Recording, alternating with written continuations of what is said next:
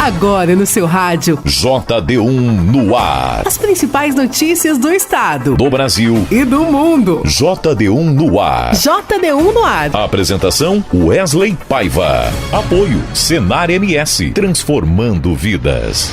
Olá, sexta-feira, dia 3 de novembro de 2023. A partir de agora eu, Wesley Paiva, apresento o JD1 no ar com as principais notícias do estado, do Brasil e do mundo. Uma iniciativa do JD1 Notícias em parceria com 32 emissoras de rádios FM em Mato Grosso do Sul e o apoio do Senar MS, transformando vidas. E vamos conferir os principais destaques desta sexta. Destaques do dia. A operação Voltando em Paz do governo federal já garantiu o retorno de 1.445 pessoas, além de 53 animais de estimação. Mulher de 50 anos que estava internada desde o dia 29 de outubro, após ser baleada por vizinho, morre no Hospital da Vida em Dourados. O governo do estado se reuniu com a bancada estadual no Senado para discutir os impactos da reforma tributária. Produtores rurais devem fazer declaração de rebanho a partir deste mês. Polícia Rodoviária Federal continua atuando na operação Finados nas rodovias federais. Número de empregos formais cresce no estado. E no Brasileirão Rei, o Vasco vence o Cuiabá e respira na luta para sair da zona de rebaixamento. O São Paulo vence o Cruzeiro. E a Fórmula 1 desembarca no Brasil. Está no ar. JD1 no ar. JD1 no ar. E agora vamos conferir como fica o tempo e o clima nesta sexta-feira. Do Clima Tempo Nacional, Stephanie Toso. JD1 no ar. Previsão do tempo.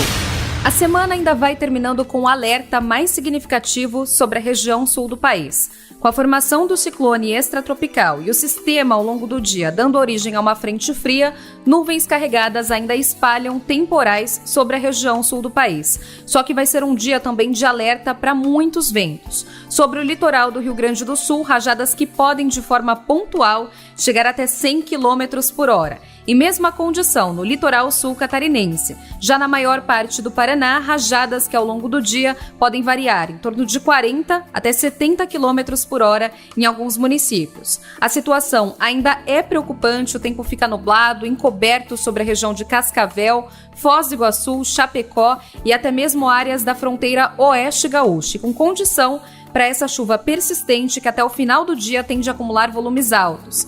Para Curitiba e para a divisa do estado paranaense com São Paulo, o sol ainda vai conseguir aparecer. A nebulosidade aumenta durante a tarde e tem previsão até para pancadas fortes. O estado de São Paulo vai seguir em condição de pré-frontal. A frente fria tende a avançar ao longo da tarde, também durante a noite da sexta, e provocar o aumento dos temporais. Durante toda a sexta-feira, atenção com rajadas que pelo estado podem chegar aos 80 km por hora. Sul de Mato Grosso do Sul também com pancadas mais fortes, mas Campo Grande ainda vai ter uma sexta com bastante sol. A chuva se concentra principalmente à tarde.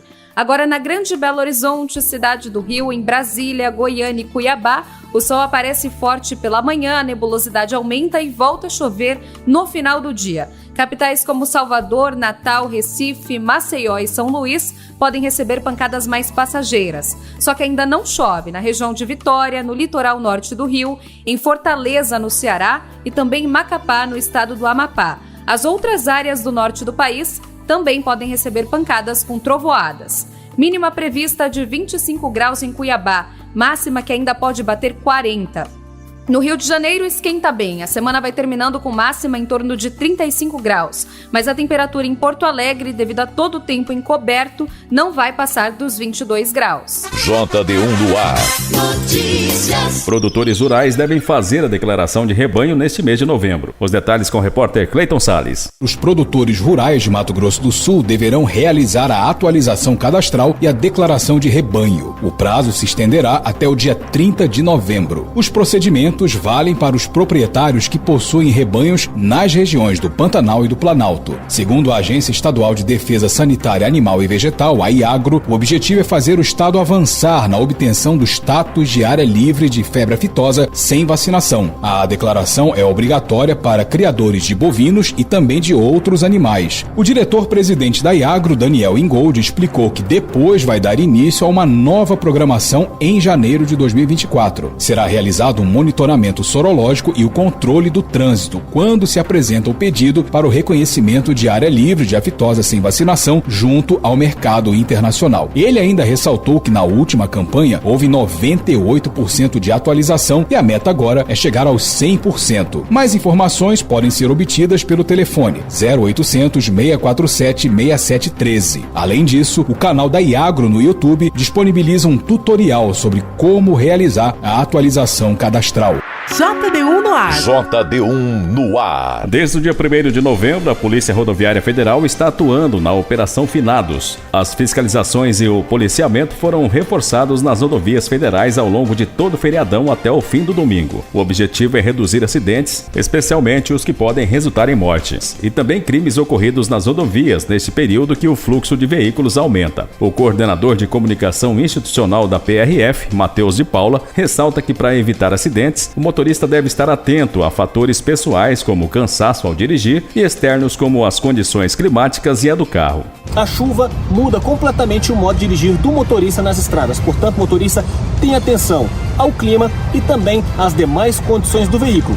Condição de segurança de pneus, palhetas, óleo, enfim, todos os itens de segurança que podem interferir na sua viagem. Também lembramos, viagem com bom descanso, tenha aí um bom preparo para que não possa ocorrer nenhuma intercorrência nessa sua viagem.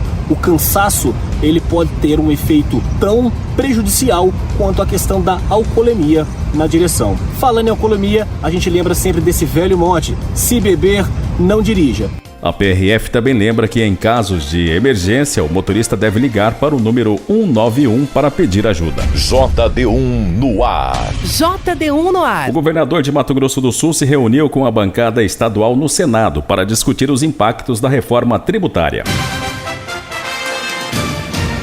O governador Eduardo Riedel se reuniu com os senadores de Mato Grosso do Sul. O encontro ocorreu de forma virtual e presencial no gabinete do receptivo do governo. O objetivo foi tratar do projeto de reforma tributária e debater os interesses de Mato Grosso do Sul a partir da proposição de mudanças no texto final. Eduardo Riedel é a favor de alterações no critério de divisão dos recursos do Fundo Nacional de Desenvolvimento Regional. Ele propõe que 20% do valor do fundo seja dividido de forma igualitária entre os estados. O governador também reivindica um aumento no valor do fundo de 60 bilhões para 75 bilhões de reais. Ele é contra a proposta atual em que Mato Grosso do Sul é o penúltimo colocado entre os estados no repasse de recursos. Segundo a senadora Soraya Tronic, a ideia é manter o diálogo para que a reforma tributária seja justa para todas as regiões, sem prejudicar estados. Além de Riedel e Soraya, a reunião teve as participações presenciais e virtuais dos senadores Nelson Trade Filho e Tereza Cristina e do secretário de governo Pedro Caravina. Quer saber como duas letrinhas viram notícias no seu WhatsApp? Facinho, facinho.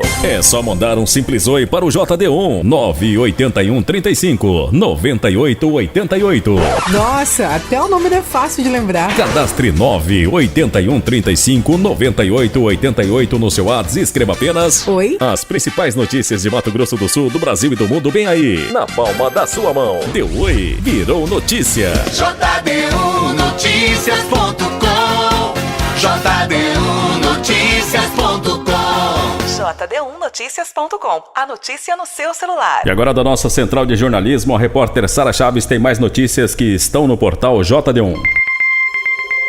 Olá, ouvintes do JD1 no ar. O jovem Eric Luciano Santos Lopes, de 22 anos, conhecido como Mega, foi morto em frente de casa na presença da namorada após arrumar uma briga com um dos autores no bairro Danúbio Azul, em Campo Grande. Conforme informações do boletim de ocorrência, Mega teria agredido Gabriel em uma briga, sendo que momentos depois, conforme testemunhas, Gabriel voltou ao local junto com o irmão Rafael e mataram Mega com um tiro no tórax e um na cabeça. Ainda conforme testemunhas, os irmãos foram até o local e fugiram no carro que era conduzido pelo pai deles. Gabriel e o pai foram encontrados na UPA do Coronel Antonino, pois o rapaz estava com ferimentos das agressões de Mega.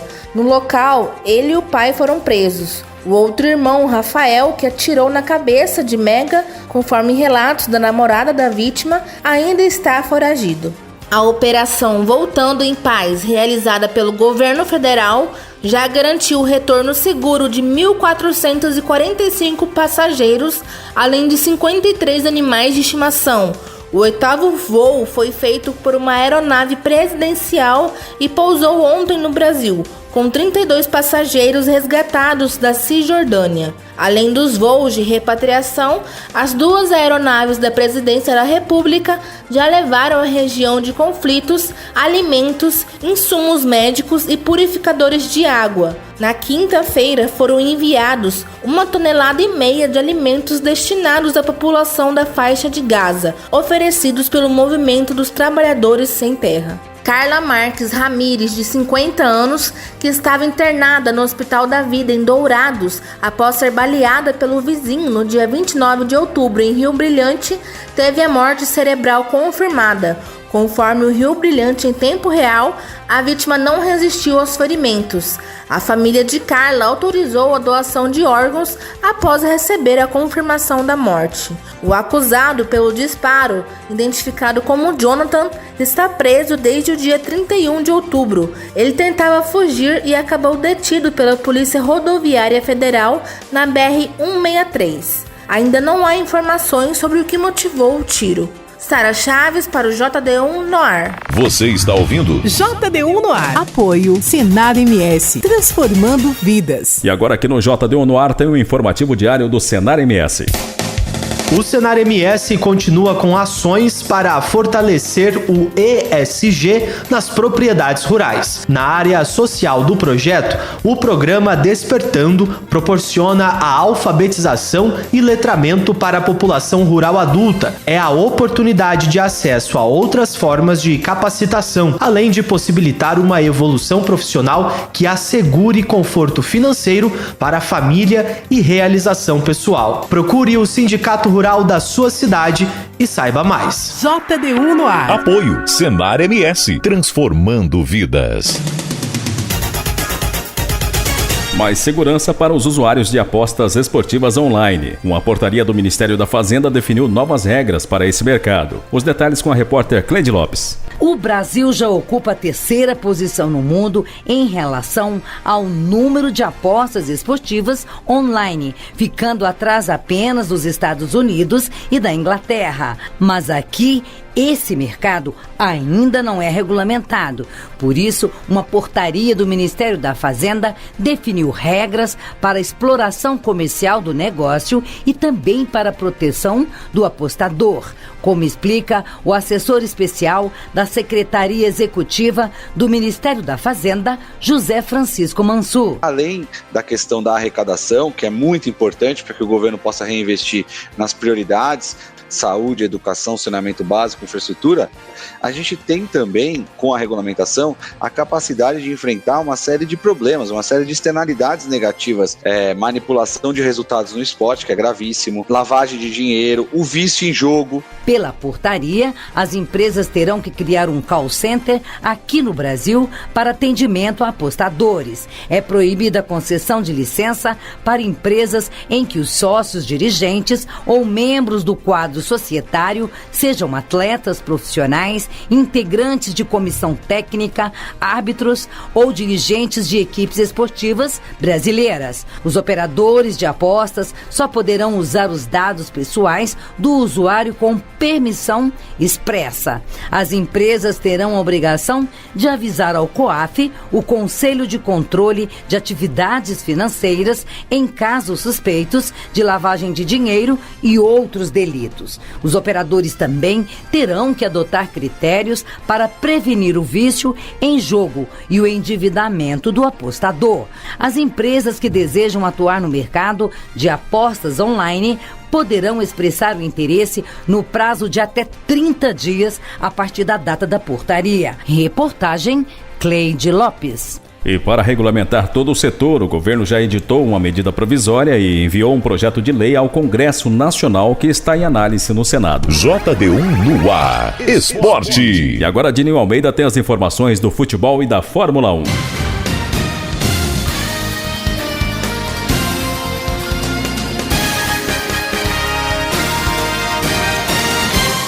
Campeonato Brasileirão Rei, 3 partidas fecharam a rodada 31 do Brasileirão. Em partida equilibrada na Arena Pantanal, o Vasco levou a melhor e venceu o Cuiabá por 2-0 nesta quinta-feira. O resultado dá novo fôlego para a equipe vascaína na luta para sair da zona de rebaixamento. Já o Dourado perdeu a chance de se aproximar da zona de classificação para a Libertadores. Com a vitória, o Vasco chega a 34 pontos e assume o lugar que era do Goiás, na 17ª colocação. A 3 pontos do Santos, que é o primeiro fora da zona de rebaixamento. O Bragantino venceu o Goiás por 2-0 na Serrinha e encostou na briga pelo título do Brasileirão. O Massa Bruta marcou com Thiago Borbas no primeiro tempo e Thalisson na etapa final e somou mais 3 pontos importantes. O time paulista é o terceiro colocado com 4 pontos, a menos que o líder Botafogo. Já o Goiás fica na antepenúltima colocação e começa a se complicar de vez na luta contra o rebaixamento. No encerramento da 31ª rodada do Campeonato Brasileiro, a torcida do São Paulo pediu, Dorival atendeu e Luciano decidiu. O atacante saiu do banco aos 11 minutos do segundo tempo, depois de ouvir gritos da arquibancada e definiu a vitória do tricolor por 1-0. O São Paulo agora ocupa a 10ª posição com 42 pontos. O Cruzeiro caiu para a 16ª posição com 37 pontos e 3 de vantagem para o Vasco, hoje primeiro integrante da zona de rebaixamento. A 32ª rodada do Campeonato Brasileiro começa no sábado, com o Grêmio enfrentando o Bahia. América Mineiro e Atlético fazem o Clássico Mineiro. Palmeiras recebe o Atlético Paranaense. No domingo, o Bragantino recebe o Corinthians, o Cruzeiro recebe o Internacional, o Fortaleza recebe o Flamengo, o Coritiba recebe o Goiás. Fórmula 1. Após quase um ano de espera, o público brasileiro já está perto de matar as saudades de ter a Fórmula 1 em seu quintal. A categoria já desembarcou no país para o Grande Prêmio de São Paulo, nos dias 3 a 5 de novembro, válido como a 20ª rodada de 22 nesta temporada. E a promessa é de um fim de semana movimentado, já que o Autódromo de Interlagos sediará mais uma vez a corrida sprint, disputa que concede pontos extras aos 8 primeiros colocados no sábado. O Grande Prêmio do Brasil encerra a rodada tripla da Fórmula 1 pelas Américas, iniciada com o Grande Prêmio dos Estados Unidos em 22 de outubro. O atual vencedor de Interlagos é George Russell, da Mercedes. Em 2022, o jovem britânico conquistou o primeiro triunfo de sua carreira no circuito paulista. A pista sediará sua 41ª corrida da categoria e a 40ª oficial, já que a edição de 1972 foi considerada extracampeonato. E hoje começa os treinos livres a partir das 11h30. A classificação para domingo às 15h. No sábado, a classificação do sprint às 11h e a corrida sprint às 15h30. No domingo, a corrida acontece às 14h com transmissão da Band. JD1 no ar. Número de empregos formais cresce em Mato Grosso do Sul. Mato Grosso do Sul teve aumento na geração de empregos com carteira assinada no mês de setembro. Os dados são do Cadastro Geral de Empregados e Desempregados, o CAGED, que aponta um saldo positivo de 1.801 novos postos de trabalho. Desse total, 53% foram gerados no setor de serviços. Os setores da indústria, construção civil e comércio também tiveram crescimento na oferta de empregos. Já o setor de agropecuária apresentou queda no número de vagas de trabalho, o que pode ser explicado pelo fim da safra da soja no estado. O secretário executivo de Qualificação Profissional e Emprego da Semadesc, Bruno Gouveia, salienta que o governo do estado segue com o programa MS Qualifica, que visa capacitar pessoas para o mercado formal e preencher vagas abertas. Segundo ele, a ideia é manter a política de qualificação para empregar cada vez mais pessoas capacitadas para o trabalho. JD1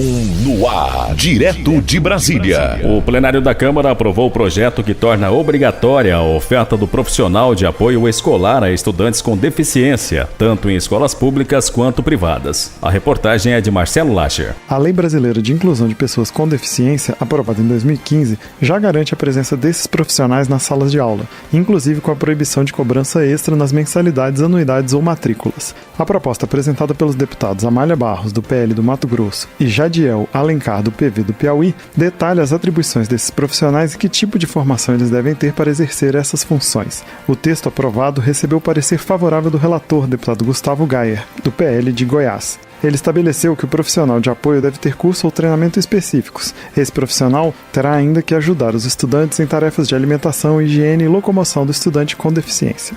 Entre as atribuições do profissional de apoio estão ainda a de facilitar a comunicação entre aluno e os professores, os pais, a direção escolar e os seus colegas. Ele terá ainda de combater situações de discriminação e atuar em situações de crise. O texto original do relator mencionava a atuação de equipe multidisciplinar, o que foi retirado pelo relator a pedido do PSOL. O deputado Glauber Braga, do PSOL do Rio de Janeiro, explicou que entidades representativas da educação temiam que o trecho autorizasse a atuação de profissionais de saúde como apoio escolar. No texto que está colocado, há uma abertura para a atividade multiprofissional, que há uma preocupação por parte de coletivos, movimento de garantia dos direitos de pessoas com deficiência, que nesse ponto haja inclusão da saúde dentro da educação a partir desse texto, que não atende parte dos coletivos e movimentos. A atuação de equipe multidisciplinar foi defendida pelo deputado Duarte Júnior, do PSB do Maranhão. É importante a presença desses profissionais na escola para que essa criança, independente de qual deficiência ela venha a ter, e não é apenas deficiência física, crianças com autismo, a depender do nível do autismo, é importante que essa criança ela possa ter o acesso a esse profissional para que ele possa, em sala de aula, ter uma adequada inclusão, possa aprender. O projeto que torna obrigatória a oferta de profissional de apoio escolar a estudantes com deficiência em escolas públicas e privadas seguiu para análise do Senado. E o plenário da Câmara também aprovou o projeto de lei que incentiva doações de medicamentos para o governo, entidades beneficentes e Santa Casas. Repórter Antônio Vital. Deputados e deputadas aprovaram um projeto que incentiva laboratórios e indústria farmacêutica a doarem medicamentos para o governo federal, estados, municípios, entidades beneficentes, Santas Casas e Cruz Vermelha. O projeto torna esses medicamentos doados isentos de 3 tributos federais, o PIS/PASEP, a COFINS e o IPI. O texto aprovado só permite a doação de medicamentos com prazo de validade de, no mínimo, 6 meses. O objetivo da proposta, apresentada pelo ex-deputado general Peternelli, é evitar que a indústria farmacêutica incinere milhares de toneladas de remédios com pelo menos alguns meses de validade. O projeto estabelece que os governos e as entidades beneficiadas deverão utilizar os remédios dentro do prazo de validade. Além disso, proíbe a comercialização dos produtos doados e o uso de marcas e nomes que não sejam o da fábrica de remédios que fez a doação. O PT tentou aprovar uma emenda para limitar as doações aos remédios que constarem das listas oficiais de medicamentos do Ministério da Saúde, que foi rejeitado pelo plenário. Para o deputado Pedro Uczai, do PT de Santa Catarina, permitir doações de qualquer remédio é um risco. Quais são os medicamentos que nós temos a compreensão que poderão ser doados por essas empresas? Os que estão na Relação Nacional de Medicamentos, que é o Ministério da Saúde, e as listas oficiais dos gestores do SUS defendem e é aprovado, porque o risco que se corre é fazer isenção tributária para medicamentos que não estão na lista. A maioria do plenário defendeu o estímulo à doação dos medicamentos, como explicou a deputada Adriana Ventura, do Novo de São Paulo. O objetivo justamente desse projeto é diminuir o problema de desperdício de medicamentos, que é um problema que nós temos. Muitos e muitos medicamentos são estocados, são perdidos por prazo de validade, e esse quer viabilizar doação. O projeto que incentiva laboratórios e indústria farmacêutica a doarem medicamentos para o governo federal, estados, municípios, entidades beneficentes, Santas Casas e Cruz Vermelha seguiu para análise do Senado.